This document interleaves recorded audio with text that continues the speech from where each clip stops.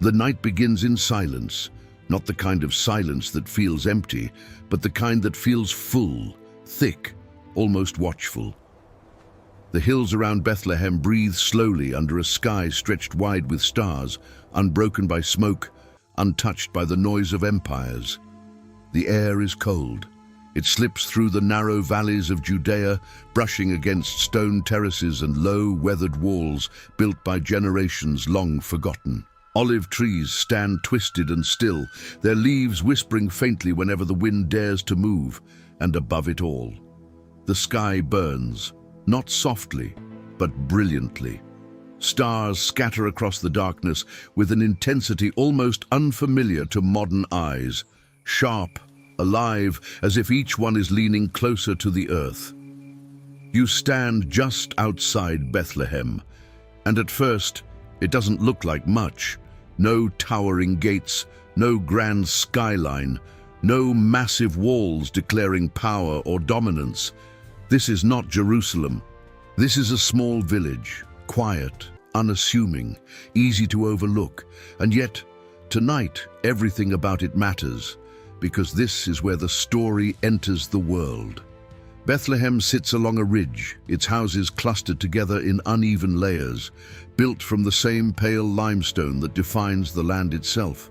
The structures seem to grow out of the earth rather than sit upon it. Flat roofs, rough stone walls, small openings instead of large windows. Everything is practical. Everything is built to endure. As you walk closer, the ground crunches beneath your feet. Dry soil, scattered pebbles, the faint remains of harvested grain. This is a working village, a place of labor, of routine, of lives shaped by the rhythm of seasons rather than the pulse of politics.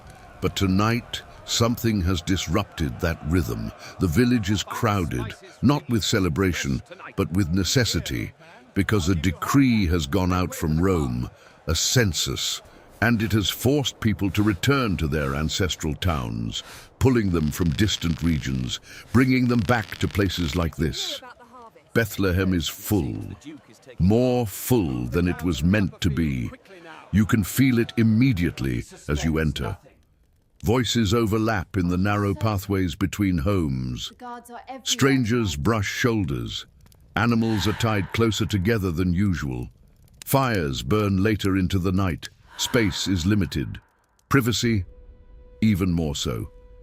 And in a place this small, every arrival is noticed. You pass a group gathered near a doorway, speaking in low tones. Their accents differ, some local, others not. Their clothing carries dust from travel. Cloaks pulled tight against the cold. Everyone here has come from somewhere else, and everyone is trying to find a place to stay. You move deeper into the village. The layout is organic, no straight streets, no planned design. Homes cluster based on family, proximity, and terrain. Some are partially carved into the rock itself, using the natural formations as walls or foundations. And beneath many of these homes, there are caves, not separate structures, but extensions, storage spaces, shelters for animals, cool, enclosed, protected from the elements. You don't notice them immediately, but once you do, you begin to see them everywhere.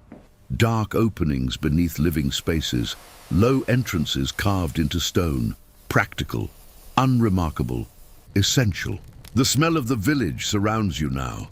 Earth, livestock, smoke, wool, and something faintly sweet from stored grain. It's not unpleasant, but it is real. This is not a polished world. It is textured, raw, lived in. And as the night deepens, light begins to define everything.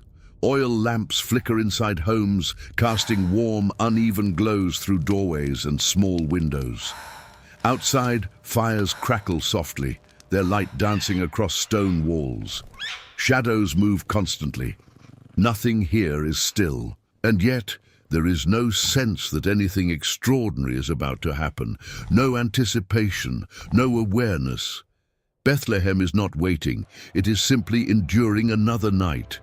You pass by an inn, or what passes for one, Not a large establishment, but a family home that offers lodging when space allows. Tonight, it is overflowing. People are gathered near the entrance, speaking with the owner, hoping for room. There is none. Inside, every available space is taken. Floors are covered with sleeping travelers, walls lined with belongings. Animals are even closer than usual, their presence unavoidable. Sorry, Master, but A man shakes his head. I understand. No more room. The words are simple, Grace, the matter is final, settled. and they echo in a way that feels heavier than they should, because just beyond that moment, another pair approaches. You don't notice them at first. They are not loud, not demanding. They move slowly, carefully. The man supports the woman as they walk. She is close to giving birth. You can see it in the way she holds herself, in the tension in her movements, in the urgency beneath their quiet approach. They have traveled far, too far, from Nazareth. Days, maybe longer, through terrain that does not forgive weakness. And now they arrive here, in a village that has no space left, no room, no place prepared. The man speaks with the owner. There is a pause, a glance, a hesitation, because while there is no room inside, there is something else, not ideal, not comfortable, but available, a space beneath, a place where animals are kept, sheltered, enclosed, and in a night where options no longer exist, it becomes enough. You follow as they are led away from the main entrance, around the side of the structure toward a lower opening. The entrance is small. You have to bend to enter. Inside, the air changes immediately, cooler, damp, carrying the scent of animals and earth. This is not a place meant for people, but tonight, it will be. A small oil lamp is lit. Its glow barely reaches the edges of the space. Rough stone walls curve naturally around the interior. The ceiling is uneven. A feeding trough, carved from stone, sits near the center. Hay is scattered. Animals shift quietly in their places. And as the couple settles into this space, the outside world begins to fade. The voices of the village soften. The movement slows. The night deepens. And here, in a place no one would have chosen, the moment begins. Not with announcement, not with ceremony, but with labor, real, painful, immediate, the kind that demands attention and leaves no room for anything else. Time passes differently here, measured not by clocks, but by breath, by effort, by endurance, and then a cry, sharp, new, alive. It cuts through the stillness of the cave, echoing softly against stone, and just like that, everything changes. Not outside, not yet. Bethlehem continues, unaware, unmoved. But inside this small hidden space, a child has been born, wrapped in cloth, placed in a manger, not because of symbolism, but because there is nowhere else. The light flickers, the shadows shift, and the night holds its breath, because what has just happened is not small, even if it looks that way, even if no one sees it, even if the world continues as if nothing has changed, because just beyond this quiet moment, something is already beginning to move. Outside the cave, the night remains unchanged.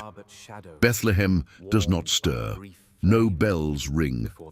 No voices rise in announcement. No messenger runs through the narrow paths shouting that something extraordinary has just taken place.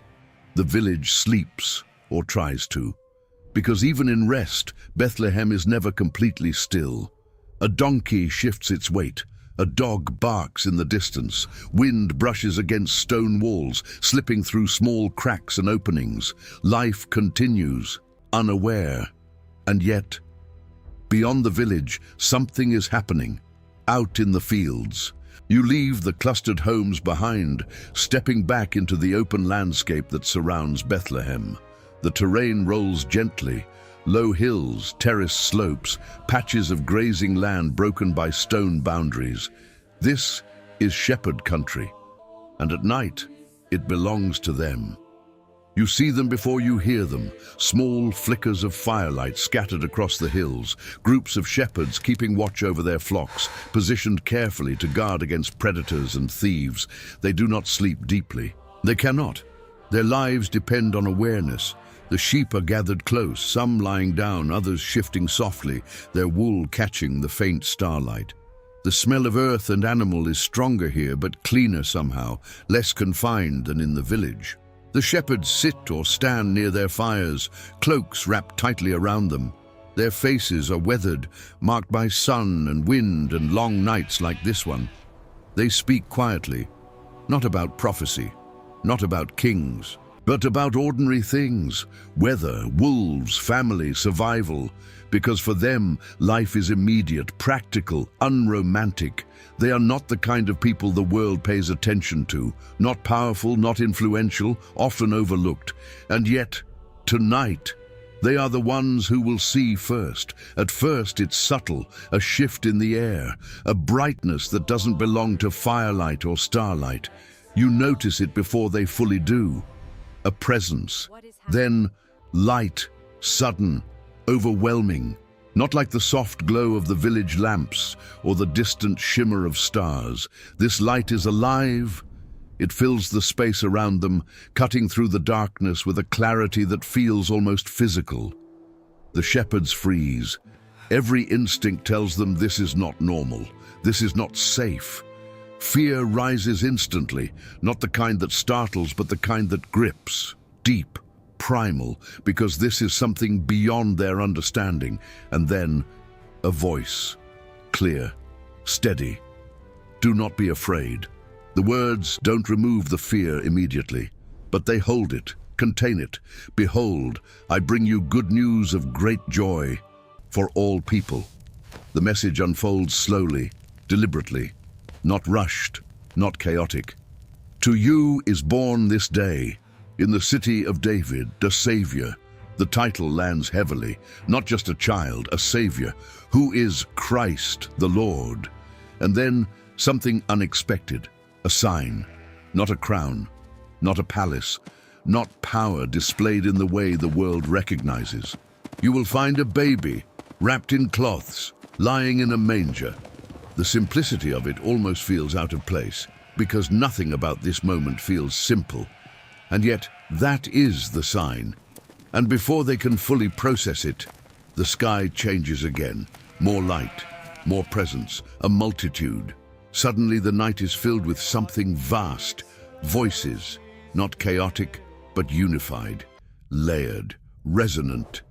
Glory to God in the highest. The sound is not just heard.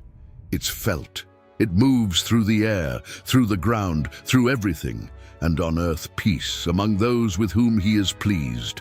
The words settle over the hills like a covering.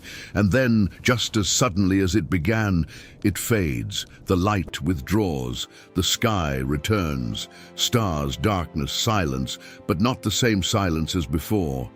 This silence is different, charged, full of what just happened. The shepherds don't speak immediately. They look at each other, trying to understand, trying to confirm that what they saw was real, because it doesn't fit. It doesn't match anything they've known, and yet it was undeniable. One of them stands, then another. We have to go. There is no debate, no hesitation, because whatever this is, it requires movement.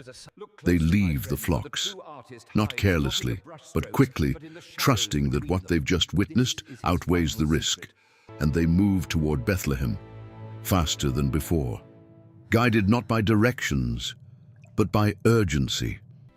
The village comes back into view, still quiet, still unaware. Nothing on the outside reflects what has just occurred beyond its edges. And yet, something is drawing them inward, through the same narrow paths, past the same homes, past the same doors that remain closed, until they reach it. Not a grand structure, not a place marked by importance, but a lower entrance, a small opening, easy to miss. And yet, they know. They slow as they approach. Not out of doubt, but out of something else. Reverence, curiosity, uncertainty. They step inside, one by one. The light inside is dim, flickering. The space is exactly what you expect it to be. Rough stone, low ceiling, the quiet presence of animals shifting in the background. Nothing outwardly remarkable. And yet, there, the child, wrapped, placed in a manger, exactly as they were told. The mother nearby, the father close, both watching, both aware that something about this moment is not ordinary. Even if they don't yet fully understand it, the shepherds don't rush forward. They take it in, slowly, carefully, because the contrast is overwhelming. What they saw in the fields and what they see now, glory and humility, power and simplicity, heaven and earth, meeting in a way that doesn't make sense by human standards, and yet it feels right. One of them speaks, then another. They begin to recount what happened, the light, the voice, the message. Their words come quickly at first, then more steadily, as they realize they are not just telling a story. They are confirming it. Everything aligns, everything matches. And in that small, hidden space, the first witnesses speak, not scholars, not leaders, not kings, but shepherds. And as they leave, because they do leave, they don't leave quietly. They move back through the village differently now, not as unnoticed figures in the night, but as carriers of something. They speak to anyone awake, to anyone listening, and while many don't fully understand, they hear enough to know that something has happened, something unusual, something worth remembering. And back in the cave, the child rests, unaware, or perhaps aware in a way no one else can be. The night continues, but it is no longer just another night, because the world has changed, quietly, completely, and only a few know it. For now, the night stretches on, but it no longer feels the same. Bethlehem still rests under the same sky, the same cold air drifting through its narrow passages, the same faint glow of dying fires and flickering lamps, and yet something invisible has settled over the village. Not noise, not movement, but meaning. You step back out from the cave, letting your eyes adjust once more to the vast darkness beyond the clustered homes. The stars still burn above, unchanged, unwavering, but now they feel different, as if they are not just watching, but witnessing. The shepherds' voices fade into the distance as they move through the village, their excitement echoing softly against stone walls.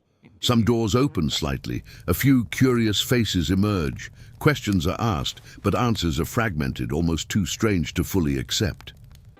A child in a manger. Angels in the fields. The words hang in the air, suspended between belief and doubt, because nothing about this fits expectation. If God were to act, truly act, would it look like this?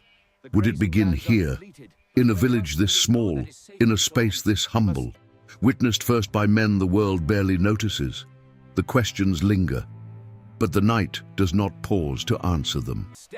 You walk slowly along the ridge, looking back at Bethlehem from a short distance. From here, the village appears almost insignificant, a cluster of low, pale shapes pressed into the land. No walls, no towers, no sign of importance.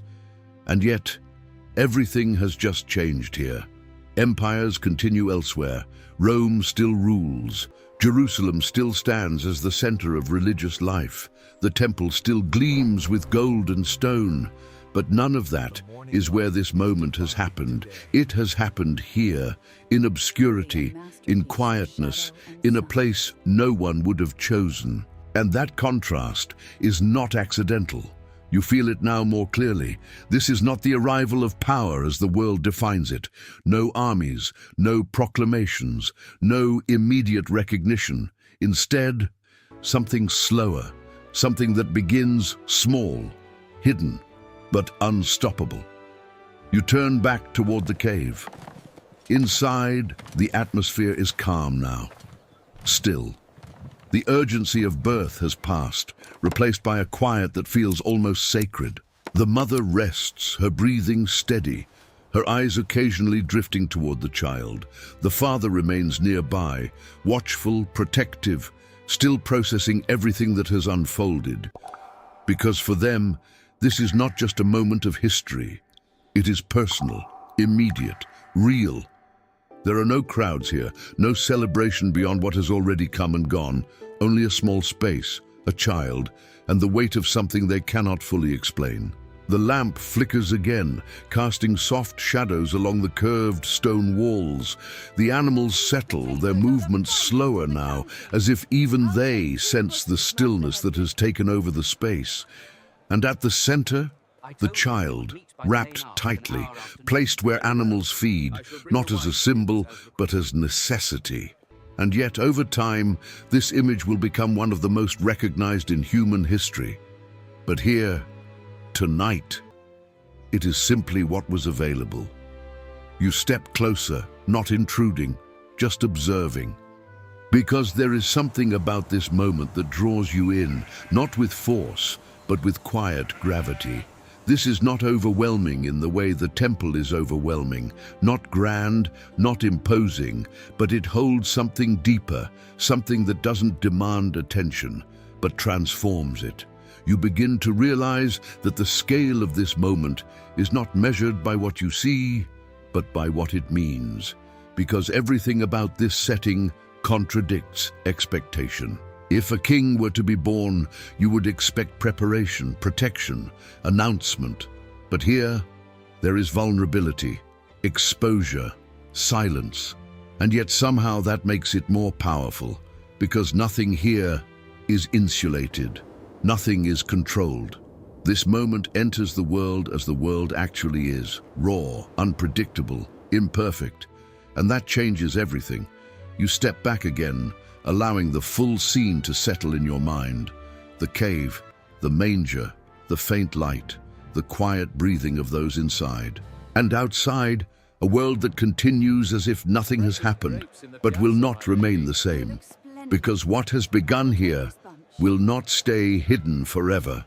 It will move outward, slowly at first, through conversations, through encounters, through lives changed one by one, until eventually it reaches kings, empires, nations, but not yet. Not tonight. Tonight, it remains here, contained within this small space, and that is part of its power, because it forces a question, not to the crowd, not to the masses, but to the individual. What do you do with something that arrives like this, not demanding, not forcing belief, but simply present? You walk once more through the village, noticing how little has outwardly changed. A few more people are awake now. A few more whispers circulate, but most remain unaware, sleeping, resting, continuing. Bethlehem does not transform overnight. It does not suddenly become a place of pilgrimage. It does not realize what it holds. And that is what makes this moment so striking. Because history does not always announce itself. Sometimes it arrives quietly, almost unnoticed, and only later does the world understand what it has missed. You step beyond the village once more, looking back for the final time. The horizon begins to shift ever so slightly, not with full light, but with the faintest hint of what is coming. Dawn is approaching, and with it, a new day. But this day will not be like the ones before it, even if it looks the same, even if it feels the same, because something has entered the world that cannot be undone, cannot be reversed, cannot be contained. And as the first trace of light begins to touch the hills of Bethlehem, you realize something that changes how you see everything you've just witnessed. The world did not recognize this moment when it happened, not fully, not clearly, but that did not make it any less real, and it does not make it any less powerful now. Because this night, quiet, cold, unremarkable to most, has become one of the most significant nights in all of human history, not because of spectacle, but because of what it set in motion. And if you listen closely, past the wind, past the fading voices, past the silence that once defined this place, you can almost feel it, that something has begun that will never end. Dawn comes slowly to Bethlehem, not with a sudden burst of light, but with a gradual unveiling. The stars begin to fade, one by one, retreating into the growing pale blue of the sky. The cold lingers, clinging to the stone and earth, but the darkness loosens its grip, and with the first light, the village begins again. A door creaks open, then another. Footsteps return to the narrow paths. Fires are stirred back to life, sending thin trails of smoke into the morning air. Animals are untied, guided carefully into small enclosures or led out toward grazing areas. It looks like any other morning, ordinary, predictable, unremarkable, and that's exactly what makes it so striking, because nothing about the outside world reflects what has just taken place. No visible sign marks the night as different, no monument, no announcement, no change in structure or routine. Bethlehem wakes up, unaware. You walk through the village once more, now under the soft light of early morning. Details that were hidden in shadow become clear. The texture of the stone walls, rough, uneven, shaped by hand. The narrowness of the paths, barely wide enough for two people to pass comfortably. The small courtyards, enclosed spaces where daily life unfolds. This is a village built for survival, not display. And yet within this simplicity, something eternal has just entered. You pass by the same lodging place as before. The doorway is still crowded, though now with movement instead of stillness. Travelers prepare to leave, adjusting their belongings, speaking of their next destination. No one stands there saying, "Something happened here last night," because they don't know, or if they heard something, it hasn't settled yet. It hasn't become real to them. You hear fragments of conversation. Shepherds talking about angels. They must have imagined it. They were out all night. The tone is dismissive, not hostile, just unconvinced, because the story doesn't fit.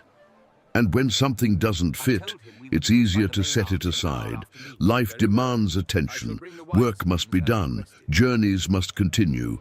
And so, the village moves forward, unaware that it is already part of something far greater than itself.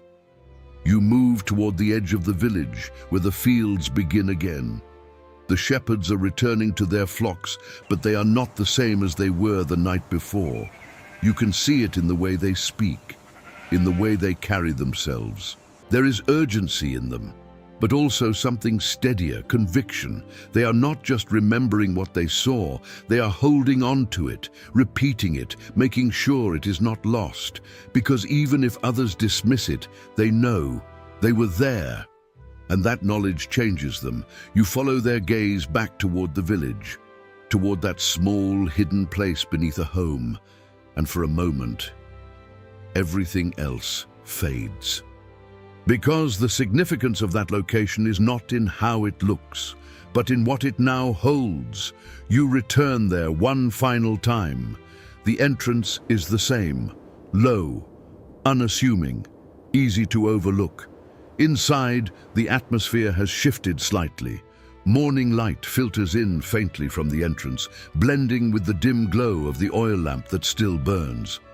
The space feels quieter now, settled. The child rests. The mother watches. The father remains near. Nothing about their posture suggests grandeur. There are no signs of status, no indication from the outside that this family carries anything beyond their immediate reality. And yet, everything about this moment is layered with meaning. Because while the world continues in ignorance, truth has already entered it. Not loudly, not forcefully, but undeniably. You begin to understand something deeper now. This moment was never meant to overwhelm the world all at once. It was meant to unfold, to grow. to move through time in a way that allows it to be discovered, not imposed. Because what has begun here is not just an event, it is an invitation, and invitations are not forced. They are given, quietly, clearly, waiting for a response. You step back, letting the scene settle into stillness once more. The cave, the manger, the child, and beyond it, a village returning to its routines, a world continuing its patterns, unaware that history has already been divided into before and after. You walk away slowly, back through the narrow paths, past the homes, toward the open hills. The sun rises higher now, casting warm light over the land. The cold begins to lift, shadows shorten, the colors of the earth deepen, everything looks alive. And yet nothing outwardly reveals what has just happened, because this is how it began, not with recognition, but with reality, not with acceptance, but with presence. And as you reach the edge of Bethlehem one last time, you turn back. The village stands as it always has, small, quiet, easily forgotten by the world, but now it can never truly be overlooked again, because within its stone walls, within its hidden spaces, within a moment that passed almost unnoticed, the course of human history has been forever altered. Empires will rise and fall, cities will grow and collapse, power will shift again and again. But this night, this quiet, cold, unassuming night, will echo through all of it. Because what entered the world here was not temporary, not fragile in the way it appeared, but enduring, unstoppable, and deeply personal. And even now, if you let yourself return to that moment, to the silence of the hills, the brilliance of the stars, the smallness of the village, the hiddenness of the cave, you begin to see it more clearly, not as something distant, not as something abstract, but as something that happened in a real place, on a real night, among real people, in a world that looked just like this.